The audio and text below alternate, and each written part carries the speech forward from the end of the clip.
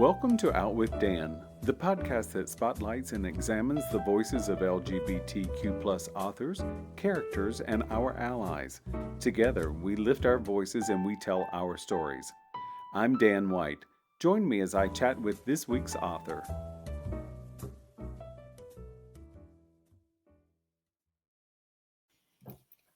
Hello and welcome back to Out with Dan. Today I'm excited to talk to John Kinnally about I'm Prancing as Fast as I Can.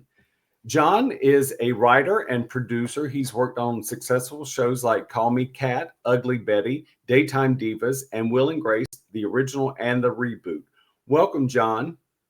Welcome. Thank you for having me. Oh, my pleasure. So I usually save goofy questions for the end, but I'm going to start right off with you. So what does 459 Derillo Street mean to you? Oh, that's an easy one. That's from my favorite movie, What's Up, Doc? It's the address that Barbara gives Madeline Kahn's character to get her off the scent. And it's down by the docks. And she gets out of the cab, lets her off at the docks in this really sketch part of town. And she's like, and he says, "You don't want me to wait, do you?" And she says, "Yes, I do." And the cab driver just peels out. And then she walks up those rickety stairs in that blue dress and those blue heels. And I would say in my top favorite 5 movies of all time. So it's mine, number 1. You want to see? That's the post. That's a poster from the movie. Oh, I love that. Oh my gosh, it is. It's Italian. It's an Italian poster. So that doesn't say "What's up, Doc." I don't. It says something like "How you doing?" or something like that. It didn't translate. It is so. I love that movie. I just think it is sheer comic brilliance at its best. It's the perfect movie. It's a perfect movie. There are many perfect movies, and that is one of them. There's not a flaw in them. I would say between that and Women on the Verge of a Nervous Breakdown are the 2 movies I've seen more than any other movie ever in my life. They're just so brilliant. So I got to rewatch. That's a good rewatch. I forgot about that movie. I'm going to do that tonight. So give the audience an overview of what I'm Prancing as Fast as I Can is about. Well, it's kind of about it's a memoir. Stories, funny stories that maybe veer into the sad sometimes, and because the 2 things go hand in hand of my life. And I tried to do it I didn't go chronologically. I kind of jump around in each story, and I was hoping it made sense, and I think it does. And it's kind of a journey of my coming out to myself, gay in a gay way, but in other ways too. Because I grew up young. For sure. I grew up Catholic, and and then kind of gay, very gay eventually, and kind of hated myself, for that. That's what Catholicism does to you. Mm-hmm. And I can trash it because I was destroyed by it. But so I spent a lot of my life trying to recover from that. And so the coming out journey included that. It was like a real journey of I hate myself. I'll try not to hate myself. Maybe I can go to therapy and be straight. Maybe I'm bi. Maybe I'm, okay, maybe I'm gay, but I don't have to act on it okay, I'm gay. I'm going to act on it. It's this whole thing. And I think some people might have a similar journey or could recognize themselves in that, I hope. And I hope it's not just people our age or whatever age we say we are. Yes, but, right. I know how old you are because I did the math. Because I know I rolled just ahead of you. I'm a few years older than you, and I rolled just ahead of you. The drinking age was never out of my reach. So when I was 18, it was still 18.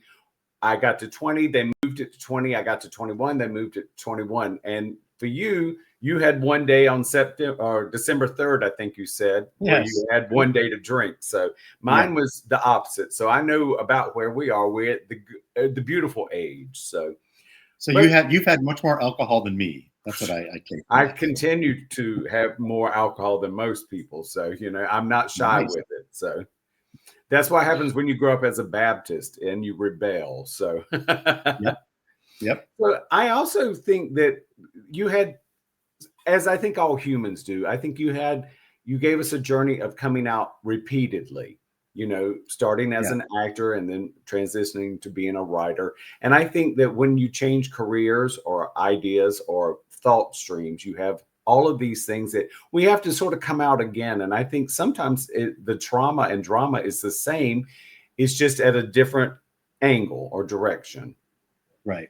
It's interesting you said that. I kind of hadn't thought of that yet. Yeah, I came out as a writer, even though I denied it in myself, and I didn't want to be. I wanted to be an actor. I eventually was forced to come out as a writer. But there are lots of coming outs, and which I found fascinating, because there's no coming out.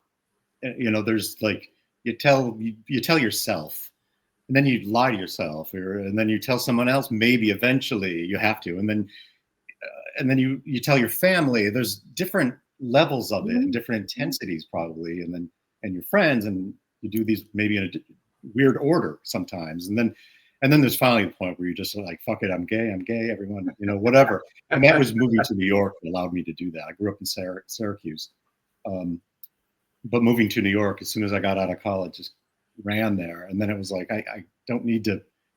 I'm out to everyone.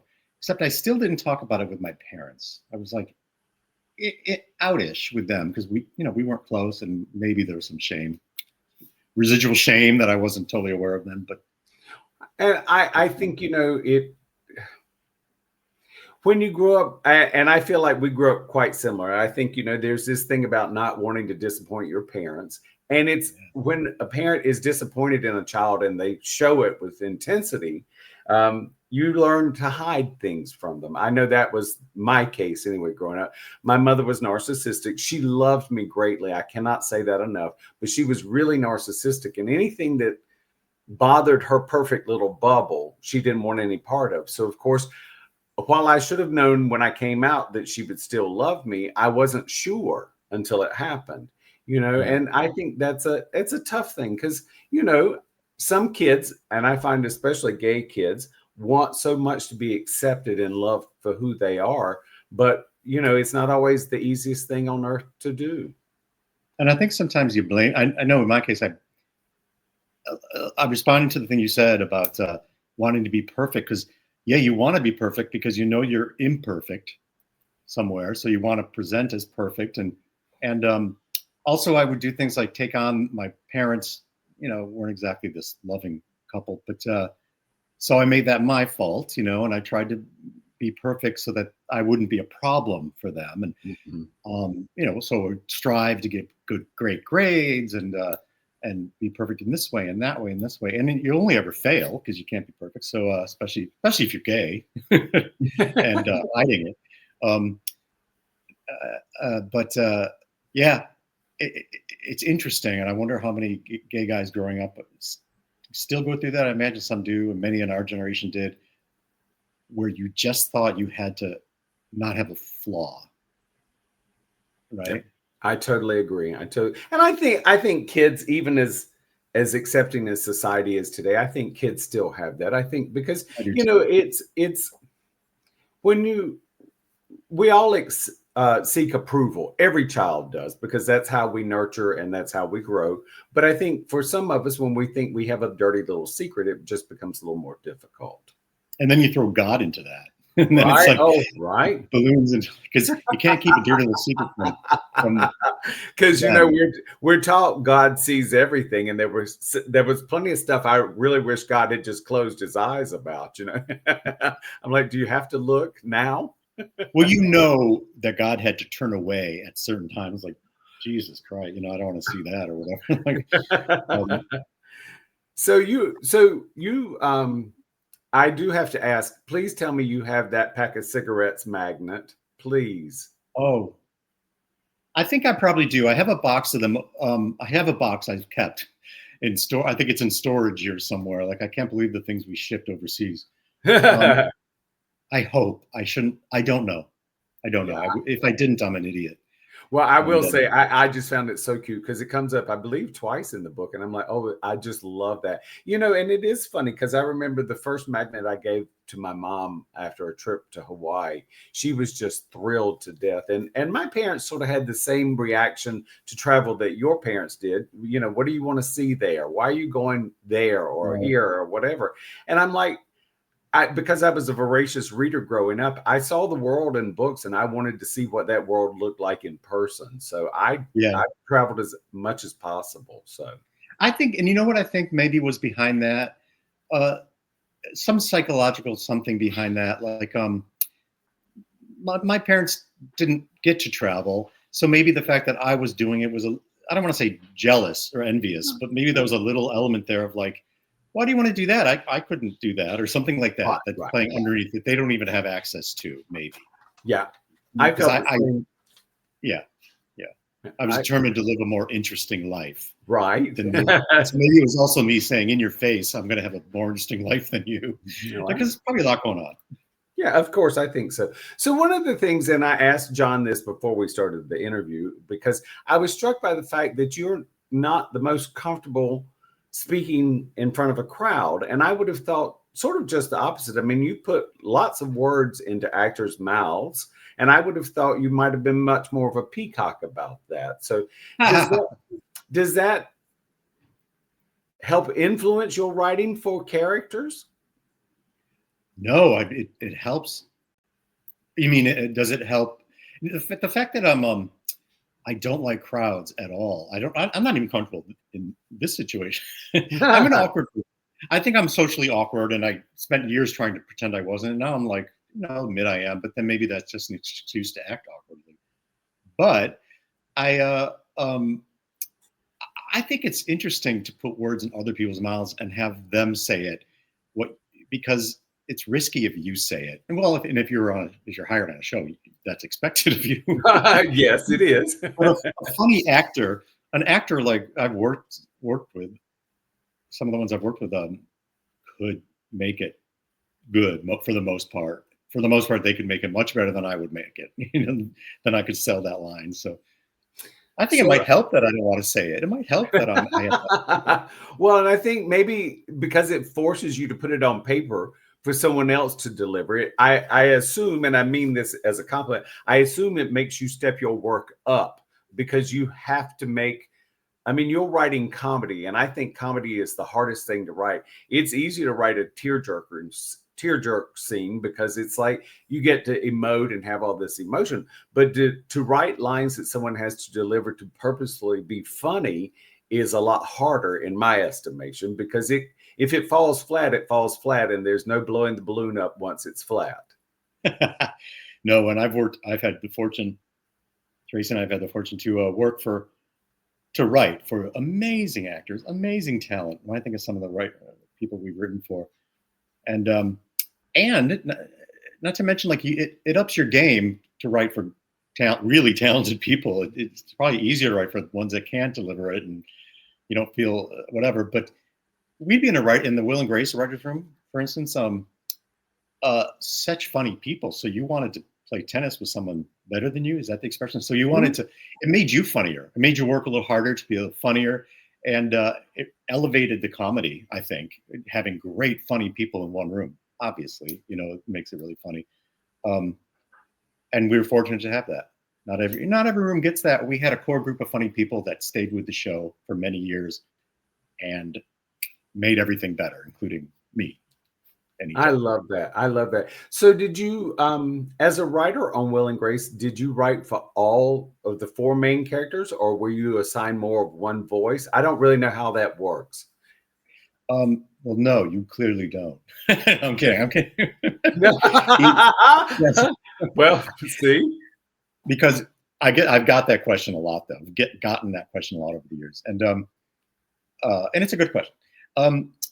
You write for everybody. You write for everybody.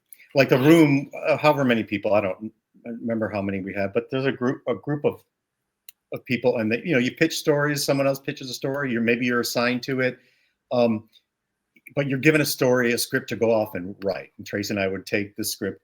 Maybe it was one we pitched. Maybe it wasn't. Someone else might have pitched it or whatever. But we went off with it and we wrote it, and we wrote that script, whether it all stayed or got rewritten or some got thrown out or whatever. But you have to write every character because you're writing an entire script. And like TV shows used to be back then, and I don't know, still the same, but it was very collaborative. So you'd bring your script back and everyone would contribute to it. if something didn't work, they'd fix it, or they can make something funnier. They might, this joke needs a punch or whatever. But yeah, you write for every character. Now that said, some are actually, they were all fun to write for. They were all fun to write for. When we did it, when we read it in the room, like we'd read it out loud at the end. And after we put the script together and we do it out loud, I always played Jack. Not that I'm even a tenth of talented as Sean Hayes, but he was my character to voice. Tracy was always Karen, and Joni was Joni Karen? Joni was Karen first, then Tracy. Anyway, you were assigned these characters, and so I was always Jack. And the reboot, I had lost the voice of Jack, so John Quaintance did it. But somehow I couldn't find it again. I couldn't find it. And I love the fact knowing that, you put words in all of their mouths. And it's so funny because on that show, I am probably the oddest gay man on earth. Deborah Messing's character was my favorite. Oh, hilarious. He was hilarious.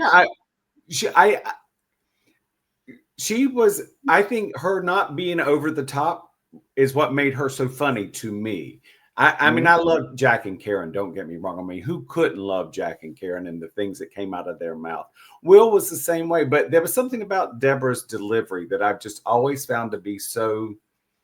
I really identified more with her than anybody else on that show because I really felt like me personally and the things that I was taught growing up really mirrored a lot of Deborah Messing's voice. And I think that's why I gravitated more to her than the others, but I loved all of them. I loved all of them too, but there's something really, I just think Deborah can do this one thing, and I've said this before, but she can do like no one I've seen since Lucille Ball, and I know you really can't make that, you're not allowed to make that comparison, but Deborah could cry in a comic way, but then also deliver it. Like you got it. Like it wasn't just a comic crying. I've never ever seen that in another actor that we've worked, because it's really hard. But so we would try to make her cry. We would try to write her crying because you couldn't do it too much. Then she'd be like a freak. But she could really fucking pull that off. Her crying. I love that. I love that. And also the singing, the not being able to sing, which was actually another Lucille Ball thing, because we thought that was funny. We tried it on Deborah, and she was just so good at it. So yes, comic genius. I agree. I mean, they all were, and obviously you are as well. You and Tracy are as well, because you put the words in their mouth for them to be as brilliant as they were. So that, of course, is something I'm in awe of. So, one of the things that I did get in your book, because as I said earlier, we're not dissimilar in age, is the changing topography of our lives and the cities that we've lived in. It's when I go to New York, I live in Los Angeles. I know you've lived here. I've been to New York a lot. And I know I go back and I do some of the same things that you did. I revisit old haunts. I lived in Miami for a long time. Same thing there. And I think that sometimes I'm saddened by the changes, because I'm like, wow, I feel like this part of my history has been erased. When it hasn't been, it's just simply evolved. And then that reminds me, I can't be a grouchy old man. I have to evolve as well. So I loved the nostalgia that you brought to your stories, because it gave an honest portrayal of what it really is like to revisit our history. Yeah, and you got to be careful with nostalgia, though, don't you? Because like you can't rely on it. You can't too much. I mean, you have it, and then you have to move away from it, I think, because it's tempting to, maybe when you get together with your friends and you talk about old times and stuff, and that's fun, but I think, I was going to say read the room, but what room? You also have to know this, you have to be in today, yes, or maybe last week, but you've got to be close to today. And yes. It's a struggle, because it's so much more fun. Like it's hard to not be that guy who goes, you don't know how good you had, how bad we had it. You have it so good now, whatever. I was so nervous about that tone in the book. I did not want to hit that tone. And I found myself doing it a couple of times. I tried to fix it, you have it so easy. I wanted young people to buy it too. I didn't want to put them off. So Well, I don't know. and I think there's a bit of we have to sort of share our history, and we have to That's be right. honest about sharing our history. That's But right. we also have to be very careful not to make someone feel left out, because we want to share our history. And the only way you can share history is not beat somebody over the head by it, not make them feel guilty. I hear so many people make fun of younger gay people, and I'm like, please stop that, because we were that person once before and we hated being made fun of. Now you're doing the same shit that we hated having done to us when we were younger. Don't do it. Don't do it. Just, Yeah, I agree. celebrate where you've been, share where you've been, but celebrate the fact that we're still here, for heaven's sakes. Mhm. A lot of people are not still here. Yeah, and it goes both ways, I think. Younger people shouldn't trash their elders so much. I mean, maybe once in a while because it's fun. Probably it was fun for Right. us then.